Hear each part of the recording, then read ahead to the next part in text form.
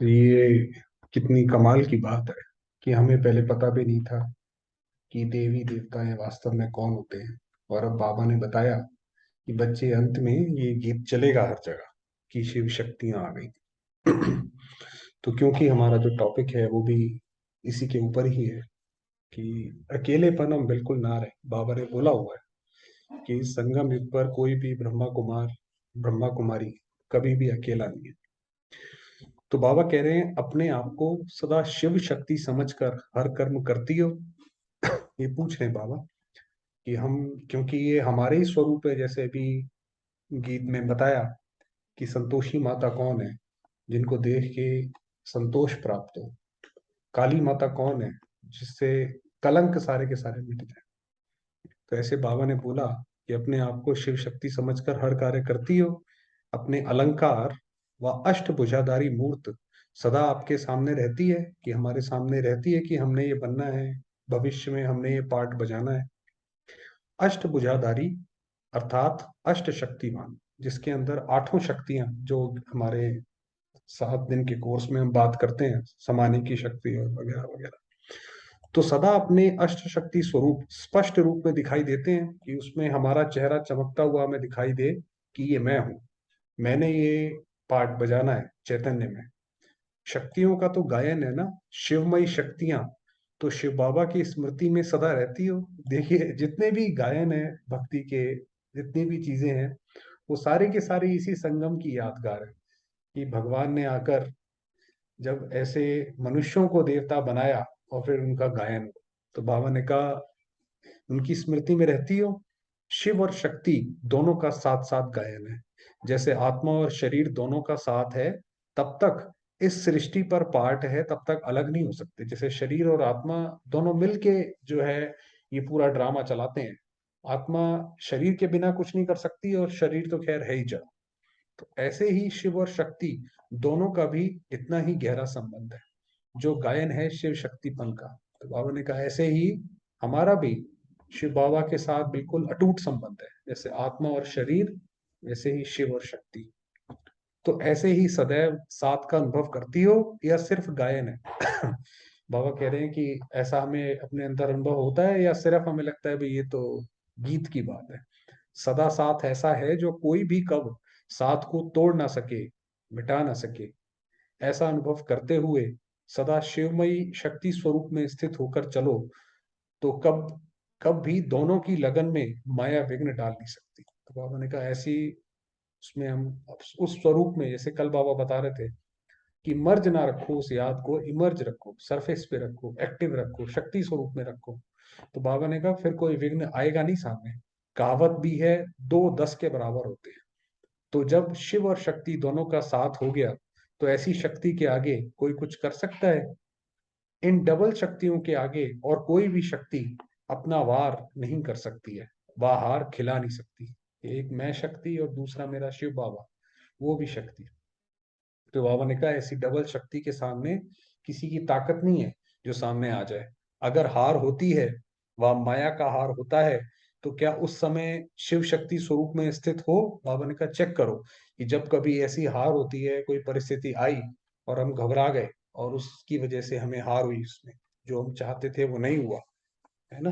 तो या जो बाबा की जो श्रीमत है उस हिसाब से नहीं हुई, तो बाबा ने कहा चेक करो उस वक्त बाबा की याद रही या परिस्थिति के वश हो गए।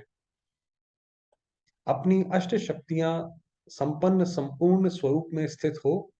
अष्ट शक्तियों में से अगर कोई भी एक शक्ति की कमी है, तो अष्ट भुजाधारी शक्तियों का जो गायन है वह हो सकता है। कि आप जानते हैं कि ऐसे शक्तियों के 8 अष्ट भुजाएं दिखाते हैं। तो बाबा ने कहा अगर उसमें से एक भुजा भी कम है, तो यानी कि पूरा स्वरूप तो नहीं है। और आपको पता है मूर्ति अगर खंडित होती है तो वो पूजन लायक नहीं होती है। उसमें ये मूर्तियों की खास बात होती है कि उसमें अगर हल्का सा भी कुछ टूट जाए, कुछ हो जाए, तो वो रखते नहीं है फिर मंदिर में, वो खंडित हो गई। तो बाबा ने कहा इसी तरीके से अगर एक भी शक्ति की कमी है तो गायन हो सकता है। सदैव अपने आप को देखो कि हम सदैव अष्ट शक्तियां धारी शिव शक्ति होकर के चल रही हैं। अब ये बाबा ने कहा चलिए कल तक के लिए अपने आप को हम बिल्कुल ऐसे ही देखें कि मैं आत्मा, चाहे भाई है चाहे बहन है, मैं आत्मा अष्ट शक्ति धारी, और उसी स्वरूप में रहकर काम करें। जो सदा अष्ट शक्तियों को धारण करने वाले हैं वही अष्ट देवताओं में आ सकते हैं। आपको पता है अष्ट रत्नों की कितनी जो है महिमा होती है। जब किसी के ऊपर ग्रहचारी बैठती है तो उसको जो अंगूठी भी या जो भी पहनाते हैं एस्ट्रोलॉजर्स, वो अष्ट रत्नों की पहनाते हैं। तो क्यों वो अष्ट रत्नों की पहनाते हैं? क्योंकि अष्ट रत्नों ने ये प्राप्त किया है, ऐसा पुरुषार्थ किया है, ऐसा सर्व का कल्याण किया है। अगर अपने में कोई भी शक्ति की कमी अनुभव करते हो तो अष्ट देवताओं में आना मुश्किल है। बाबा तो साफ बता देते हैं कि अगर हमारे अंदर कोई भी कमी ऐसी महसूस होती है तो अष्ट में नहीं आ सकते। और अष्ट देवता सारी सृष्टि के लिए इष्ट रूप में गाए और पूजे जाते हैं। तो भक्ति मार्ग में इष्ट बनना है व भविष्य में अष्ट देवता बनना है तो अष्ट शक्तियों की धारणा सदैव अपने में करते चलो। तो बाबा ने कहा ये जैसे आपको पता है हर एक कम्युनिटी के घर में इष्ट होते हैं। तो बाबा ने कहा ये जो अष्ट शक्तियां हैं, ये जो अष्ट रत्न हैं, ये ऐसे रत्न हैं जो पूरी सृष्टि में गाए जाते हैं। इनके लिए कहते हैं कि ये ग्रहों को भी हिला सकते हैं, ऐसा मानते हैं कई जगह। तो बाबा ने कहा अगर वो आत्मा बनना है तो फिर ये अष्ट शक्तियां हमारे अंदर धारण होनी चाहिए। इन शक्तियों की धारणा से स्वतः ही और सहज ही दो बातों का अनुभव करेंगे। अब ये ब्रह्मा बाबा अपना अनुभव बता रहे हैं कि अगर वो होगा, वह कौन सी दो बातें हैं? सदा अपने को शिव शक्ति व अष्ट भुजाधारी अथवा अष्ट शक्तिधारी समझने से एक तो सदा साथीपन का अनुभव करें। तो जैसे हमने बताया अकेलेपन का, कि कोई भी कैसी भी हम परिस्थिति में हो, कहीं पे भी हो, जैसे हमने ग्रुप पे कई बार डाला है कि कोई दादियां थी, बाबा ने बोला कि बच्चे यहाँ पर जाओ सेवा करनी है। तो उन्होंने ये नहीं देखा कि ट्रेन में टिकट है नहीं है, ट्रेन में कंफर्म टिकट है कि नहीं है, वहां पे रहने का क्या होगा, पैसा है नहीं है। बाबा ने बोला चले गए और उसके बाद जाके सफलता को प्राप्त किया। तो बाबा ने कहा अगर ये होगा कि भाई मैं तो अष्ट शक्तिधारी हूँ, शिव बाबा मेरे साथ है, तो वो हर परिस्थिति में चाहे हम कहीं पे भी होंगे जहां पे मनुष्य आ भी नहीं सकता। जैसे अभी कल भी हमने सुनामी की डाली कि कैसे वो बहन थी, सुनामी आई श्रीलंका में, वो फंस गई। सुनामी में कौन हेल्प करेगा? इतना बड़ा समुद्र जो है सामने खड़ा है, उसके सामने कौन मदद करेगा? शिव बाबा ने वहां पे भी मदद करी। तो बाबा ने कहा साथीपन का अनुभव करेंगे।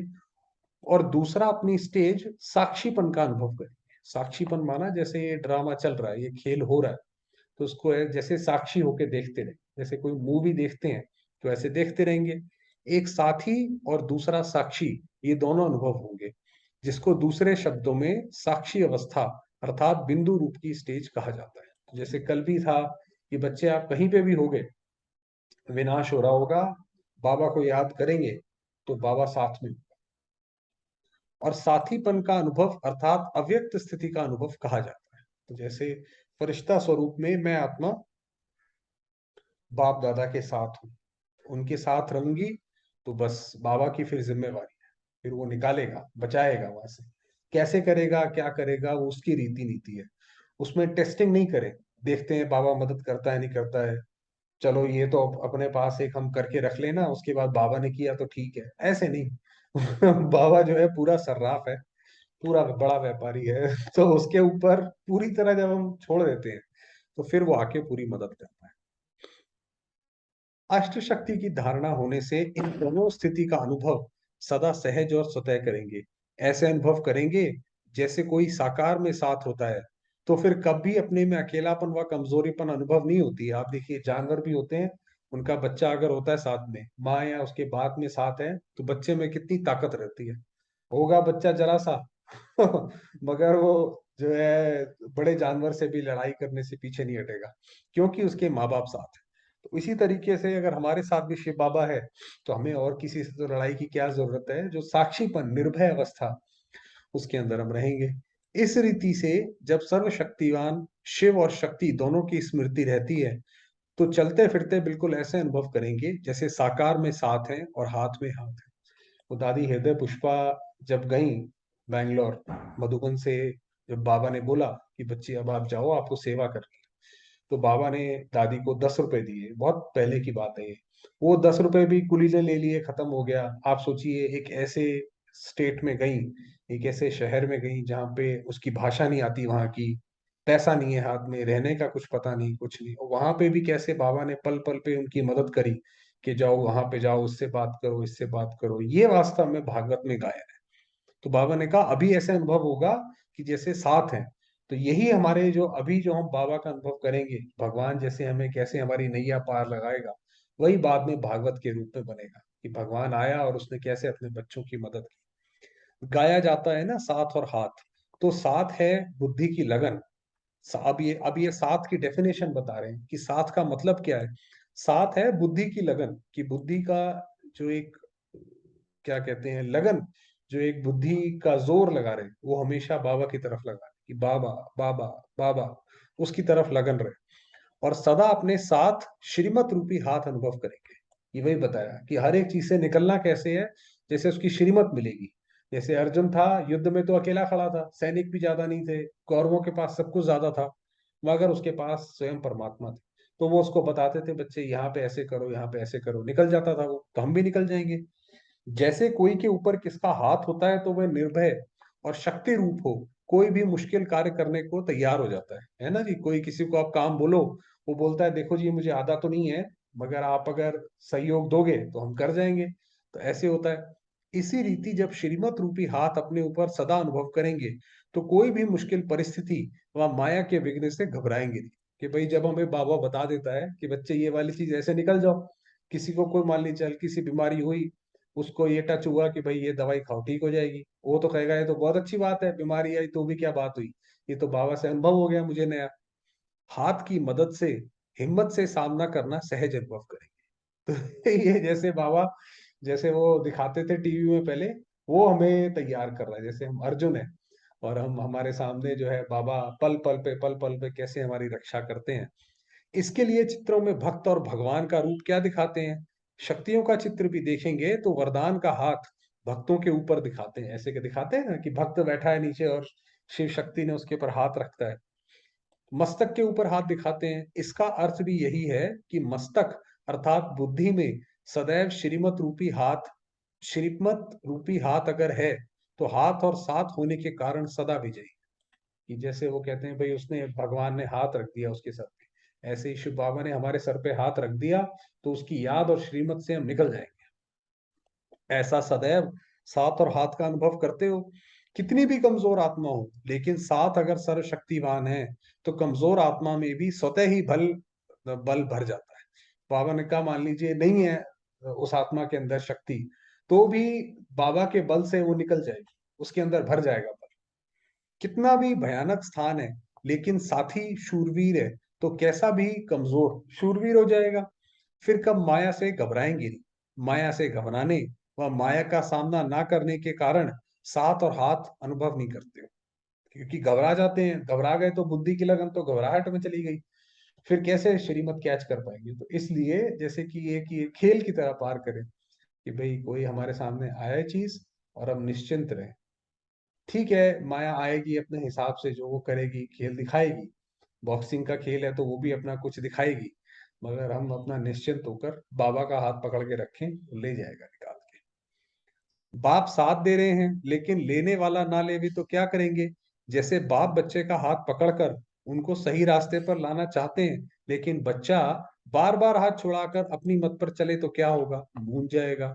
इस रीति एक तो बुद्धि के संग और साथ को भूल जाते हो, और श्रीमत रूपी हाथ को छोड़ देते हो, तब मूंझते हो व उलझन में आते हो। बाबा ने कहा जब हम अपनी बुद्धि लगाते हैं कि नहीं नहीं ये वाले में तो ऐसा करना पड़ेगा ना, अगर ये नहीं करेंगे तो और फंस जाएंगे, बाबा की श्रीमत तो दूसरी साइड कहती है।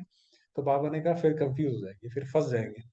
और श्रीमत रूपी हाथ को छोड़ देते हो, तब मूंझते हो व उलझन में आते हो अथवा कमजोर बन जाते हो। माया भी बड़ी चतुर है, कभी भी वार करने के पहले साथ और हाथ छुड़ाकर अकेला बनाती है। जब अकेले कमजोर पड़ जाते हो तब माया वार करती है। वैसे भी अगर कोई दुश्मन किसी के ऊपर वार करता है, तो पहले उनको संग और साथ से छुड़ाते हैं। ये जैसे हमने पहले भी बात करी है कि कोई भी देश किसी के ऊपर आक्रमण करता है या पहले राजा भी कोई किसी के ऊपर करता है, तो उसके वो कनेक्शन हर जगह से काट देता है। कोई ना कोई युक्ति से उनको अकेला बनाकर फिर वार करते हैं। तो माया भी पहले साथ और हाथ छुड़ाकर फिर वार करेगी।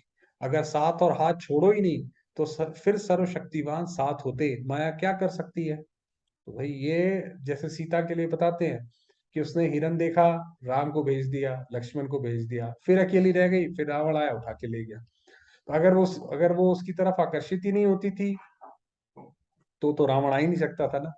तो इसी तरीके से अगर हम बस आकर्षित ना हो, भाई माया भी हमें आकर्षित करती है, यहाँ पे बाबा भी हमें आकर्षित कर रहा है। ये खेल तो वैसे माया और बाबा के बीच का है हम तो बीच में बस जैसे निमित्त मात्र है। तो अगर हम उस तरफ आकर्षित ही नहीं होंगे तो फिर हम तो, बाबा ने जैसे कल भी बोला कि हम जैसे सेक से बच जाएंगे, फिर हमें दुनिया का कोई भी चीज हमारे ऊपर इम्पैक्ट नहीं डालेगी और हम फिर बाबा के साथ घर चलेंगे। चलिए समय हुआ है, थोड़ी देर बाबा को याद करें,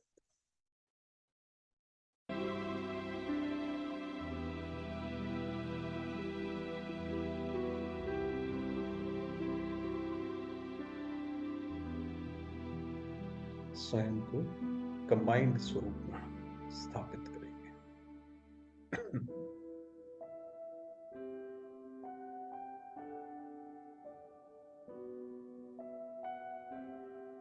मैं आत्मा परम धाम में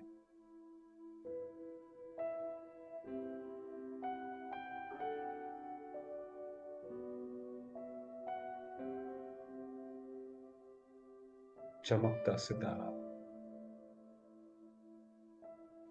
अशरीरी हूं।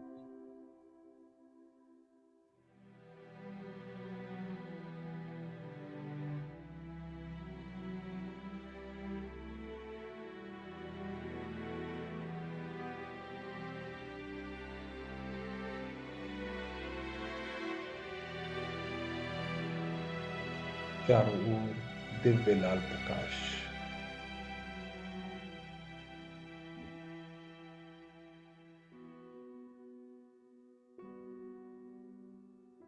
और मेरे सामने है सर्व समर्थ स्वयं परमात्मा।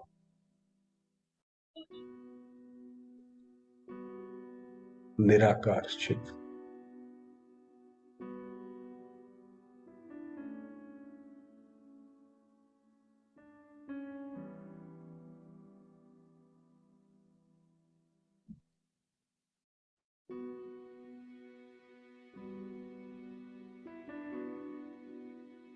प्यारे बाबा का अनुपम स्नेह, उनकी शक्तियां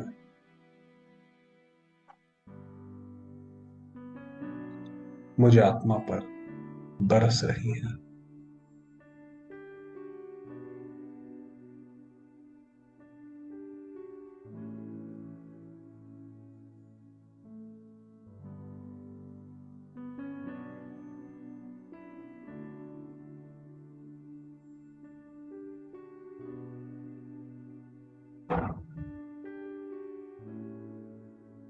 अनुभव करेंगे प्यारे बाबा की दिव्य शक्तियों को स्वयं के ऊपर।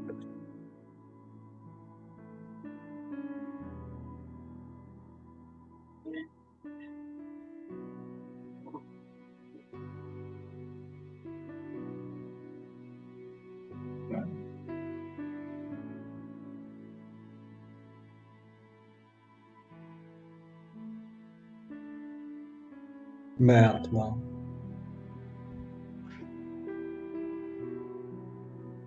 सुख शांति से संपन्न हूं, संपूर्ण।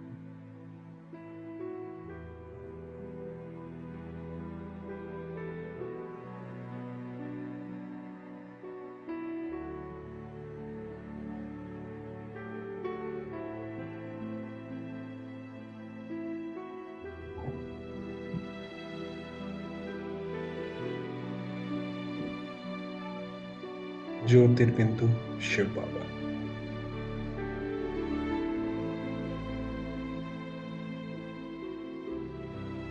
मेरे पिता, मेरे सतगुरु,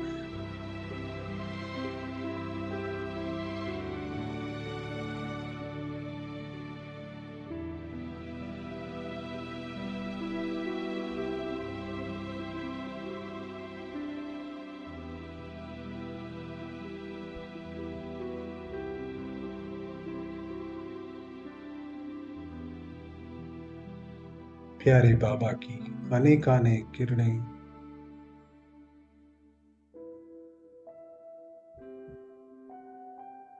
मुझ आत्मा पर पड़कर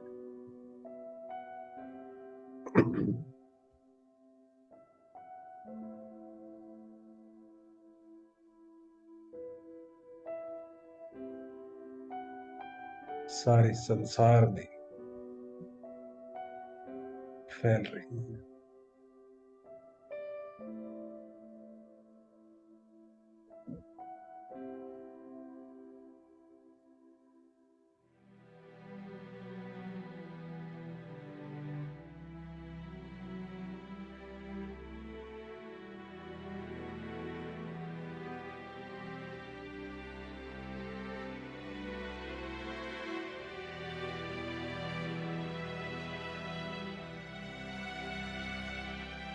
संपूर्ण सृष्टि में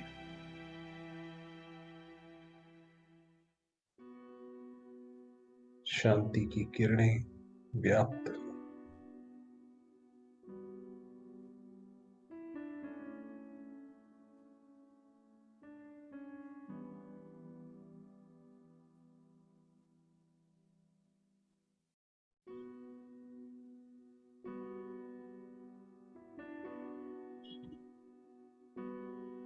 सर्वात्माएं तथा प्रकृति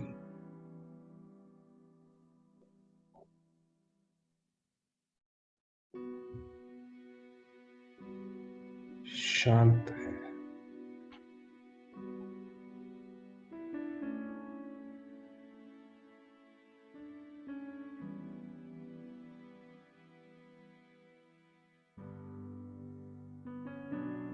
पवित्र है।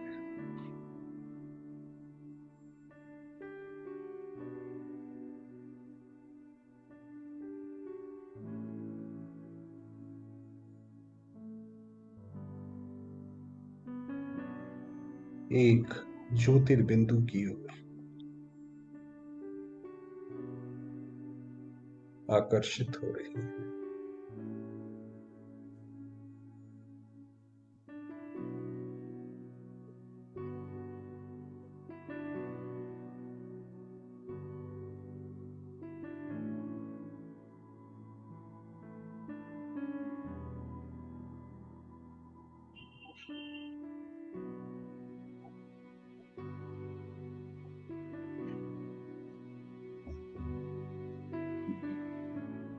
प्रकृति, उसके पांचों तत्व शांति के महाप्रसाद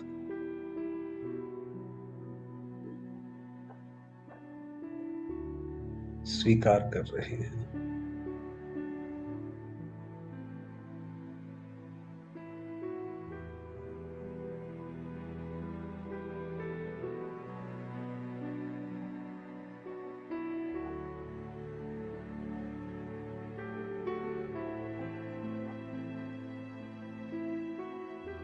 सर्वात्माएं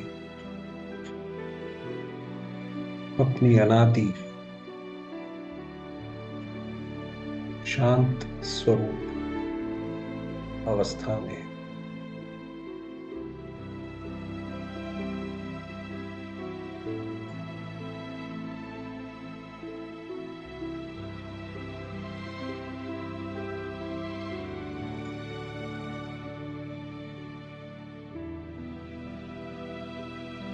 मैं आत्मा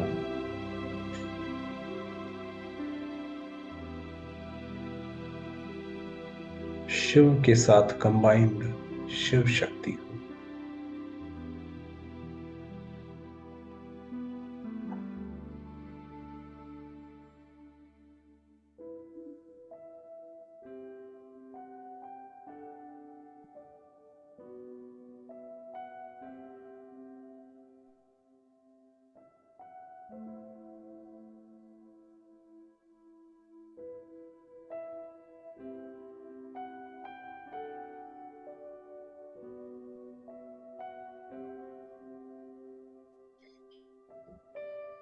पिता शिव की तरह मैं आत्मा भी हूं। सर्वात्माओं प्रति कल्याणकारी हूँ।